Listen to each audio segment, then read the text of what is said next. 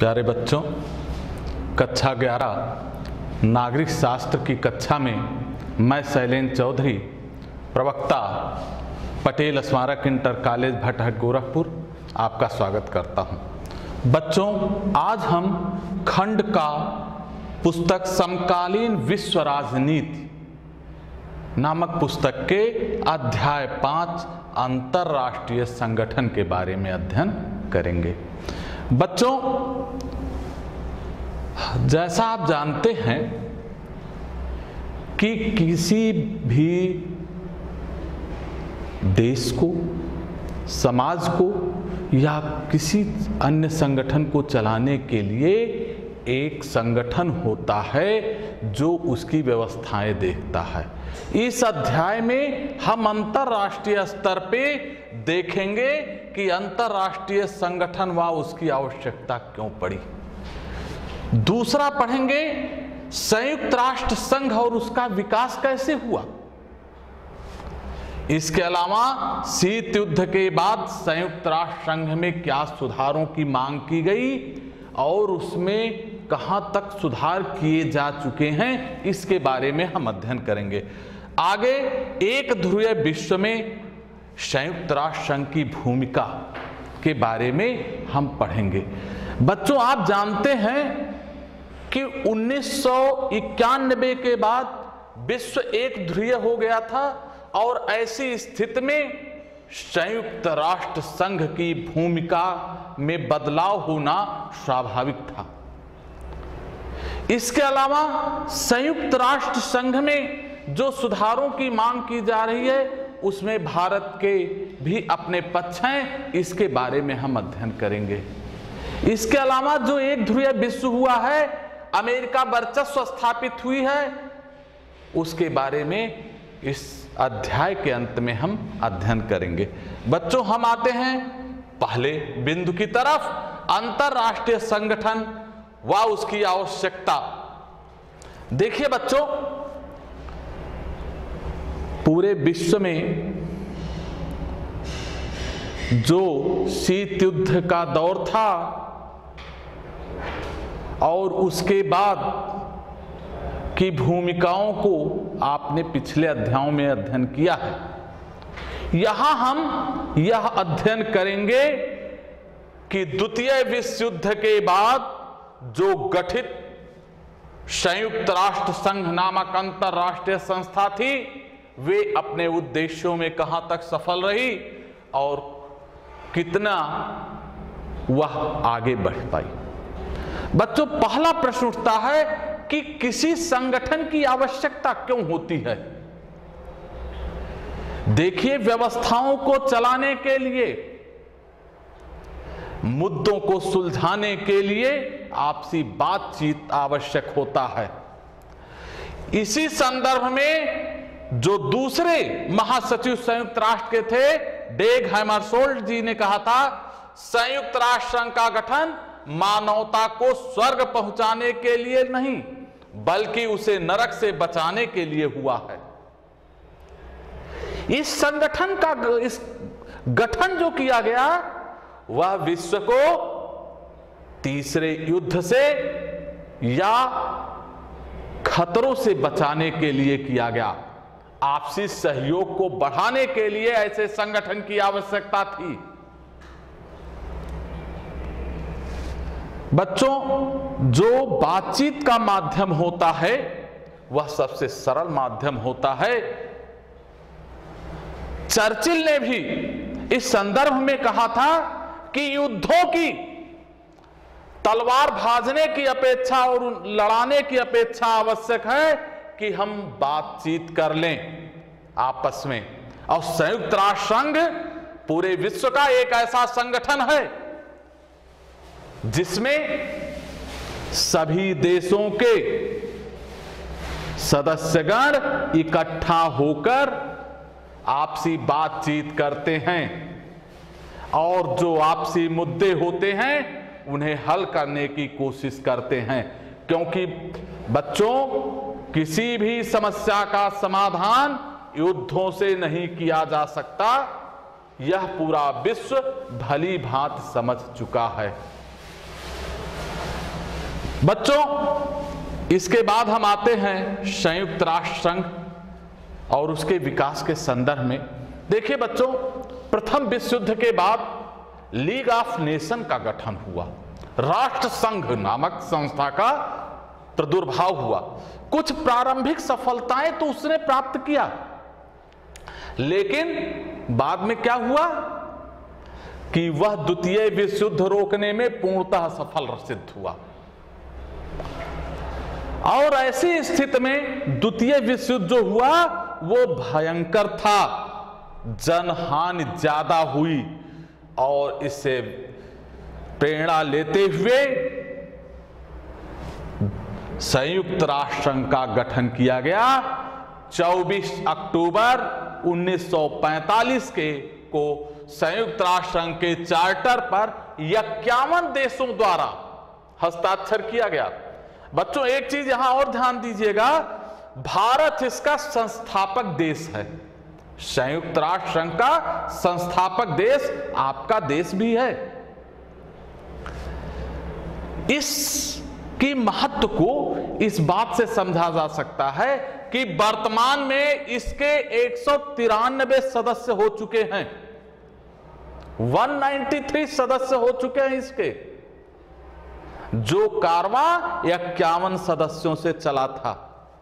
और वर्तमान में पुर्तगाल के एंटोनियो गुटेरस इसके महासचिव हैं। यह बहुत महत्वपूर्ण पद होता है, जो महासचिव आम सभा के, जहां सभी देशों के प्रतिनिधि होते हैं, सदस्यों, और सुरक्षा परिषद के जो अस्थायी सदस्य हैं उनके समर्थन से चुना जाता है। इसका संयुक्त राष्ट्र संघ का उद्देश्य था विश्व में शांति स्थापित करना, हथियारों की दौड़ को रोकना और विकास की, अर्थात पूरे विश्व में विकास की सतत प्रक्रिया को प्रारंभ रखना। जो गरीब देश हैं उन्हें मदद ज्यादा पहुंचाना, जो कमजोर हैं उनको सुरक्षित करना। ऐसा ना हो कि कोई देश जो बहुत शक्तिशाली हो उस जो कमजोर देश है उस पर आधिपत्य कर ले। इन सभी प्रक्रियाओं को रोकने के लिए इसी उद्देश्य से संयुक्त राष्ट्र संघ का गठन किया गया। संयुक्त राष्ट्र संघ के जो प्रमुख अंग हैं बच्चों, वह सुरक्षा परिषद पहला है। यह सुरक्षा परिषद में कुल वर्तमान में 15 सदस्य हैं, 5 अस्थाई जिन्हें वीटो का अधिकार है और 10 अस्थाई सदस्य होते हैं। आगे हम इसको देखेंगे कि सुधार प्रक्रियाओं के अंतर्गत कि सुरक्षा परिषद के विस्तार को लेकर कैसे विवाद हो रहे हैं। महासभा में सभी सदस्य होते हैं और उनको एक मत का अधिकार होता है, जिसका प्रमुख जो है महासचिव कहलाता है। इसके बाद सामाजिक व आर्थिक परिषद होती है। फिर सचिवालय आता है। सचिवालय इसका जो मुख्यालय है वह न्यूयॉर्क में स्थित है। अंतरराष्ट्रीय न्यायालय इसका एक है, और जो संरक्षण परिषद जिसे न्यास परिषद भी कहते हैं, जिसे बाद में समाप्त कर दिया गया बच्चों। इस तरह ये 6 अंग उसके थे और अब वर्तमान में 5 अंग देखने को मिलते हैं। इसके अलावा भी ऐसा नहीं है संयुक्त राष्ट्र संघ केवल इन्हीं से काम चल जाता है। संयुक्त राष्ट्र संघ एक विशाल परिदृश्य में काम करता है बच्चों, जिसको आप इसके माध्यम से देख सकते हैं। देखिए, सुरक्षा परिषद के जो 15 सदस्य होते हैं, 5 अस्थाई, उसमें अमेरिका, चीन, ब्रिटेन, फ्रांस और रूस, यह 5 अस्थाई सदस्य, इन्हें वीटो का अधिकार है। देखो बच्चों, एक चीज यहां समझ लो, वीटो का अधिकार या जिसे निषेधाधिकार कहते हैं वो क्या है। इसका तात्पर्य है कि वह किसी प्रस्ताव को यदि वीटो कर देता है तो वह प्रस्ताव पारित नहीं होगा महासभा द्वारा, भले ही पूरी महासभा और 4 सुरक्षा परिषद के अस्थायी सदस्य एक तरफ हों, लेकिन यदि सुरक्षा परिषद का कोई भी अस्थायी सदस्य उस प्रस्ताव पर वीटो कर देता है तो वह प्रस्ताव पारित नहीं होता है। देखिए बच्चों, इसकी जो आम सभा होती है यह महत्वपूर्ण होती है, यह इसके प्रति उत्तरदायी होता है। देखिए चार्ट के माध्यम से। फिर सहायक निकाय जो इसके गठन किए जाते हैं, सैन्य समिति, अंतरराष्ट्रीय अपराध न्यायाधिकरण सहित जो अभियान चलते हैं वो सुरक्षा परिषद के नेतृत्व में चलते हैं। अंतरराष्ट्रीय न्यायालय के सदस्य आम सभा और सुरक्षा परिषद द्वारा चुने जाते हैं। जो अंतरराष्ट्रीय न्यायालय हेग में स्थित है, इसमें 15 न्यायाधीश होते हैं और 9 वर्ष के लिए चुने जाते हैं और ये उत्तरदायी भी यही होते हैं। सचिवालय के संगठन और कार्यों के लिए जो स्टाफ होता है वह आम सभा के द्वारा नियुक्त होती है और उसके प्रति काम करती है। ये पूरा चार्ट जो है बेटा, देखिए संबद्ध संगठन जो है अंतरराष्ट्रीय आणविक ऊर्जा हो, वो दोनों के प्रति उत्तरदायी होती है, इनके द्वारा नियुक्त किया जाता है। यूएनटीडीपी, यूएनईपी, ये सब जो कार्यक्रम चलते हैं वो आम सभा के द्वारा हैं। इस तरह ये पूरा चार्ट बच्चों ये दिखाता है किस तरह संयुक्त राष्ट्र संघ अपने कार्यों को संपादित करती है। बच्चों अब आगे बढ़ते हैं हम। शीत युद्ध के बाद संयुक्त राष्ट्र संघ में सुधार। जैसा कि आप जानते हैं बच्चों, संयुक्त राष्ट्र संघ जो है 1991 के बाद एक बदलाव के दौर से गुजरा। वह क्या था बदलाव, वह क्यों उत्पन्न हुआ? उसका मूल कारण था सोवियत संघ का विघटन। 1991 में जब सोवियत संघ का विघटन हुआ तो विश्व एक ध्रुवीय हो गया, शीत युद्ध का दौर खत्म हो गया। अमेरिका के साथ रूस का संबंध बढ़ने लगा, मधुर होने लगा। जो तनाव चलता था, जो सोवियत संघ का उत्तराधिकारी रूस था, अब रूस का अमेरिका से निकटता बढ़ने लगी। संयुक्त राष्ट्र संघ में क्या बदलाव हुआ? एकाएक उसके सदस्य संख्या बढ़ी, विश्व एक ध्रुवीय हुआ, अमेरिका वर्चस्व होने लगा। तो इन सब परिस्थितियों में संयुक्त राष्ट्र संघ में मांग उठने लगी बदलाव की। 1992 में संयुक्त राष्ट्र संघ की आम सभा में यह कहा गया कि जो निर्णय हो रहे हैं उस पे राजनीतिक प्रभाव पश्चिम के देशों और उनके गुटों का ज्यादा है। इसके अलावा उन्होंने यह भी कहा आम सभा ने कि सुरक्षा परिषद को और लोकतांत्रिक बनाए जाने की आवश्यकता है। ये सब जो मांगे उठी, इन मांगों में सुरक्षा परिषद को भी सोचने के लिए विवश कर दिया। और ये दो तरह के परिवर्तन उस समय देखने को मिले। मांग दो तरह की थी, एक तो प्रक्रियाओं और ढांचे में सुधार के लिए और दूसरा न्यायाधिकार में आने वाले मुद्दों को लेकर सुधार। अब हम प्रक्रियाओं और ढांचे में सुधार की तरफ आते हैं। 1997 में तत्कालीन महासचिव कोफी अन्नान जी ने एक समिति गठित किया कि सुरक्षा परिषद में विस्तार के लिए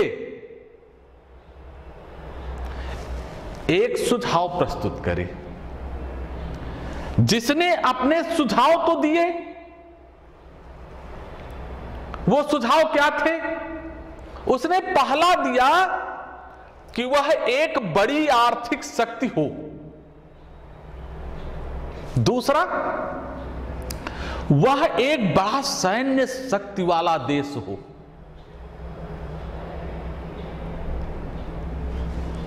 तीसरा, वह लोकतांत्रिक और मानवाधिकारों की रक्षा करने वाला देश हो। चौथा, वह विशाल जनसंख्या वाला हो। पांचवा, उसके भौगोलिक, सांस्कृतिक और सामाजिक विविधता वाला देश हो। अब बच्चों, जो ये सुझाव दिया गया, इस सुझाव में भी कोई अस्पष्टता नहीं थी। विभिन्न देशों ने, चाहे वह सुरक्षा परिषद का सदस्य बनना चाहने वाला देश हो या ना बनने जो चाहता है वो देश हो, सभी ने कहा कि आर्थिक का पैमाना क्या होगा, कितने आर्थिक विकास की आवश्यकता होगी और वह कितना योगदान दे, संयुक्त राष्ट्र संघ में कितना योगदान दे। सैन्य शक्ति के मामले में कहा गया कि यह शर्तें क्यों लगाई गई, जब सैन्य शक्ति को सीमित करने अर्थात युद्धों को सीमित करने की बात कही जा रही है, युद्धों को समाप्त करने की बात कही जा रही है मानवता के लिए, तो यह शर्त अननेसेसरी क्यों लगाया गया। इसके अलावा लोकतांत्रिक और मानवाधिकारों के लिए कहा बात आई, इसका निर्धारण कौन करेगा।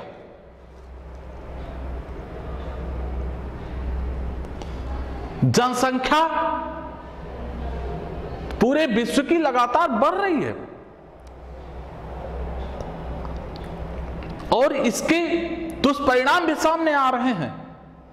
ऐसी स्थिति में जनसंख्या की शर्त क्यों लगाई गई। बच्चों, एक चीज यहां समझ लेनी चाहिए कि यह जो सुधारों के लिए समिति ने सुझाव दिए कि इन बिंदुओं पर जो देश खरा उतरे वह सुरक्षा परिषद का सदस्य बन सकता है, लेकिन उसका निर्धारण नहीं हुआ। यह एक बहुत बड़ी विडंबना थी और इसी को सुधार के लिए आम सभा ने प्रस्ताव पारित किया और लगातार निरंतर मांग चल रही है कि सुरक्षा परिषद की सदस्य संख्या बढ़ाई जाए और निर्णय लेने की जो प्रक्रिया है उसे लोकतांत्रिक किया जाए, अर्थात संयुक्त राष्ट्र संघ को लोकतांत्रिक स्वरूप प्रदान किया जाए। फिर दूसरा आता है न्यायाधिकार में आने वाले मुद्दों में सुधार। यह एक बहुत महत्वपूर्ण प्रश्न है बच्चों। इसके लिए जो समिति आया उसने एक सुझाव दिया कि एक लोकतांत्रिक कोष बनाया जाए, आतंकवाद की आलोचना किया जाए, मानवाधिकार आयोग बनाया जाए, शांति स्थापना आयोग गठित किया जाए। अब यहां भी एक प्रश्न उठ रहा है, यह जो सुधार की प्रक्रिया विश्व के देशों द्वारा किया जा रहा था वह कहां तक पहुंचा। जब शांति स्थापना प्रक्रिया की बात आई, आयोग गठन की बात आई,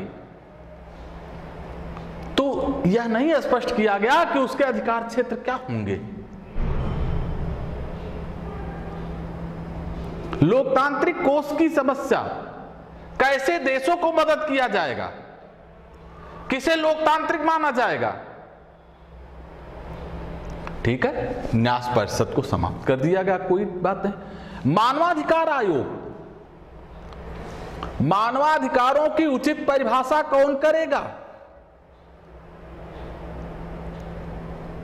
यह भी एक प्रश्न खड़ा हो गया।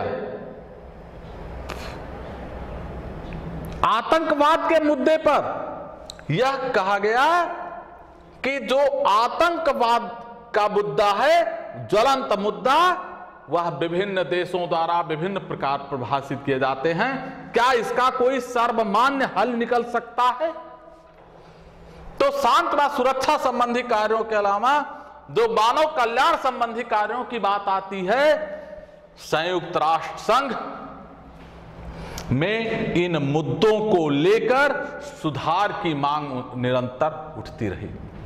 भारत भी इनसे पीछे नहीं रहा, क्योंकि भारत भी उसका संस्थापक सदस्य रहा है और भारत भी संयुक्त राष्ट्र संघ में सुधार की प्रक्रिया का समर्थक रहा है और उसे लोकतांत्रिक स्वरूप प्रदान करने के लिए कृत संकल्प है। बच्चों, इसके बाद हम इस चित्र से देखते हैं जो इनकी शांति स्थापना अभियान के आयोग गठित किया गया, उन किन किन देशों में है। देखिए, संयुक्त राष्ट्र संघ जो शांति स्थापना अभियानों के कार्यालय बनाए गए हैं, वह कहां? माली, पश्चिमी सहारा, मध्य अफ्रीका, वाफोर, कोसोवो, साइप्रस, लेबनान, भारत और पाकिस्तान, जो आपके देश के सीरिया, मध्य एशिया, ये सब देशों में, अर्थात पूरे विश्व में जहां जहां हिंसाग्रस्त क्षेत्र थे या अशांतिपूर्ण क्षेत्र थे, वहां वहां संयुक्त राष्ट्र संघ ने अपनी शांति स्थापना के लिए कार्यालयों का निर्माण किया। बच्चों, फिर आते हैं संयुक्त राष्ट्र संघ और भारत। जैसा कि हमने बताया कि भारत संयुक्त राष्ट्र संघ का संस्थापक सदस्य रहा है और वह इस बात का समर्थन करता है कि सुरक्षा परिषद की अस्थायी सदस्य संख्या बढ़ाई जाए, जिससे पूरे विश्व को जो ये संगठन है उसे लोकतांत्रिक स्वरूप प्रदान किया जा सके। भारत इस संयुक्त राष्ट्र संघ के हर मुद्दों में साथ रहा है, हर प्रक्रियाओं में साथ रहा है, समय से अपने अंशदान प्रदान करता रहा और ये सब भारत अपने जो कार्य हैं उनको देखते हुए अस्थायी सदस्यता की मांग करता है, क्योंकि जनसंख्या भी है, हमारी विविधताओं वाला हम देश भी हैं, हमारी अर्थव्यवस्था तेजी से विकास की गति पे है और हमारी सैन्य क्षमता भी मजबूत है। लेकिन कुछ देश हमारे इस अभियान को रोकने की कोशिश करते हैं। हमारा पड़ोसी देश पाकिस्तान और उसके कुछ समर्थक देश इसमें प्रमुख हैं कि भारत को अस्थायी सदस्यता नहीं दी जानी चाहिए और संयुक्त राष्ट्र संघ के एजेंडे में विकास प्रमुख को, भारत की सदैव ये मांग रही है कि विकास को प्रमुखता दी जाए। सामाजिक एवं आर्थिक परिषद जो है वह ऐसी प्रक्रियाएं रचे कि जिससे निम्नतर देश, जो गरीब देश हैं, उन्हें मदद मिल सके। विकास के एजेंडे में भारत की मांग है कि जो अंतरराष्ट्रीय समस्याएं हैं उनके समाधान के लिए सभी की भूमिका निर्धारित की जाए, जिससे कि सभी देश उस प्रक्रिया में अपना योगदान देकर विकास की गति को प्राप्त कर सकें। नहीं तो होता क्या है कि जो संयुक्त राष्ट्र संघ है वह कोई लक्ष्य निर्धारित करे तो समस्या ये आती है कि अंशदान कौन देगा और उसका लाभ कौन लेगा। भारत यही कहता है कि उसके एजेंडे में विकास को प्रमुखता इसलिए दी जाए क्योंकि जो अंतरराष्ट्रीय मुद्दे हैं उसकी जवाबदेही सबकी है और सभी देशों को अपनी उनकी क्षमता अनुसार योगदान दे और लाभ बराबर में सबको मिले। बच्चों, अब आते हैं लास्ट बिंदु की तरफ। एक ध्रुवीय विश्व में संयुक्त राष्ट्र संघ जब 1991 में सोवियत संघ के विघटन के बाद केवल अमेरिका एक शक्तिशाली राष्ट्र बचा, उस स्थिति में अमेरिकी वर्चस्व कायम हुआ। अमेरिकी वर्चस्व का मतलब है कि पश्चिमी देशों का वर्चस्व वे जिस हिसाब से चाहें संयुक्त राष्ट्र संघ का उपयोग कर सकते हैं। वह अपने कार्यों को करवाने के लिए किस प्रकार संयुक्त राष्ट्र संघ का उपयोग करते हैं, आप इस चित्र के कार्टून के माध्यम से देख सकते हैं। अमेरिका है, उसके एक हाथ में यूनाइटेड नेशन अर्थात संयुक्त राष्ट्र है और एक हाथ में देख रहे हैं युद्ध का प्रतीक बना हुआ वार लिखा हुआ है। इसका मतलब है कि अगर दाएं हाथ से बात नहीं समझोगे तो बाएं हाथ से समझाया जाएगा, अर्थात यदि यूनाइटेड नेशन के माध्यम से आप बात नहीं समझोगे उसकी, अर्थात उसके हितों से कुठाराघात करोगे उसके हितों पर, तो वह वार का सहारा लेगा, युद्ध का सहारा लेगा। और एक बात है, संयुक्त राष्ट्र संघ में सबसे ज्यादा 22.5% योगदान अमेरिका देता है, शक्ति के मामले में भी बहुत आगे है, इसलिए और उसके पास वीटो पावर भी है। इसी स्थिति में बच्चों, जो ये है स्थिति अमेरिका की संयुक्त राष्ट्र में बहुत महत्वपूर्ण स्थिति है। इसीलिए बच्चों, जो कहा गया है अमेरिकी वर्चस्व एक ध्रुवीय विश्व में, वह नितांत सही है। बच्चों एक चीज और यहां समझ लीजिए कि संयुक्त राष्ट्र संघ में सुधार के लिए निरंतर प्रयास चल रहे हैं और ये प्रयास निरंतर चलते रहेंगे। इसी के साथ बच्चों ये अध्याय समाप्त होता है। धन्यवाद।